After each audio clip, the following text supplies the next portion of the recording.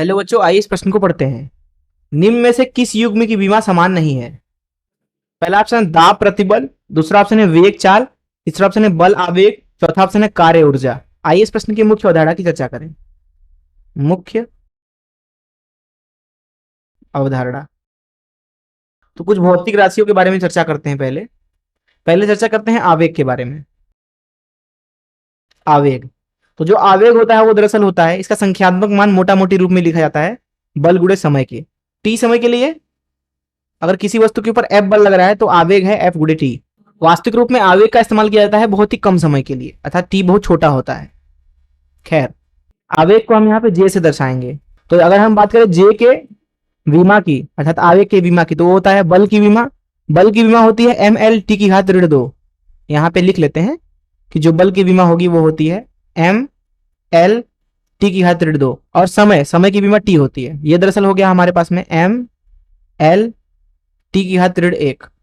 दूसरा बात करते हैं कार्य की।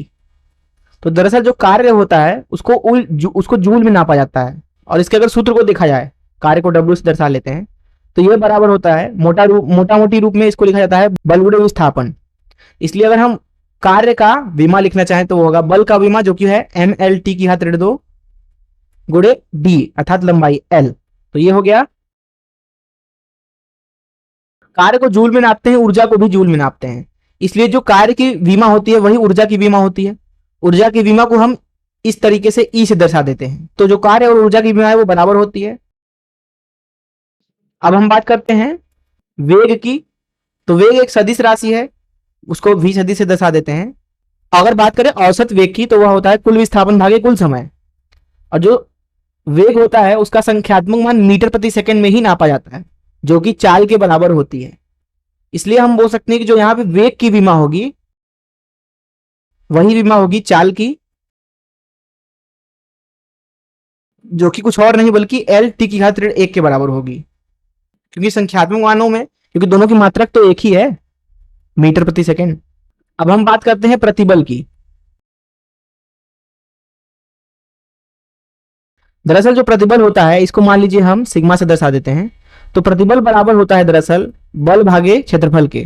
तो इसलिए हम बोल सकते हैं कि जो प्रतिबल का यहाँ पे विमा होगा वो होगा बल की विमा, जो कि होती है एम एल टी की घात ऋण 2 भागे क्षेत्रफल की विमा, जो कि एल की घात 2 के बराबर होगा। तो यहां से हमें प्रतिबल का विमा मिलेगा एम एल की घात ऋण 1 टी की घात ऋण 2 के बराबर। अब हम बात करते हैं दाब की। तो जो दाब होता है दरअसल उसको पी से दर्शाया जाता है।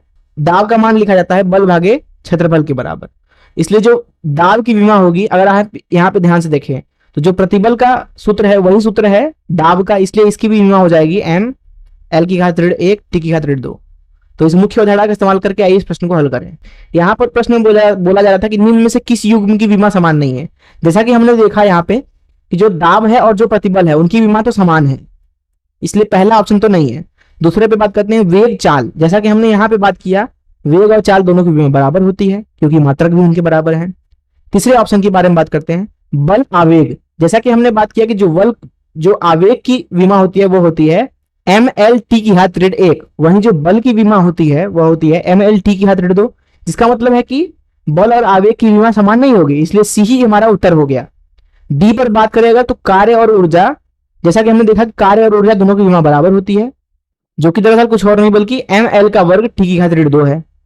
इसलिए इस प्रश्न का उत्तर सी होना चाहिए केवल। मैं आशा करता हूं कि आपको इस प्रश्न का हल जरूर समझ आया होगा। धन्यवाद।